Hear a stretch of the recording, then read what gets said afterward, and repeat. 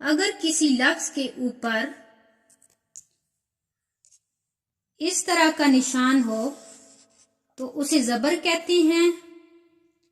اسی طرح اگر کسی لفظ کے نیچے اس طرح کا نشان ہو، چھوٹی سی لائن حرف کے نیچے ہوتی ہے، اسے زیر کہتے ہیں.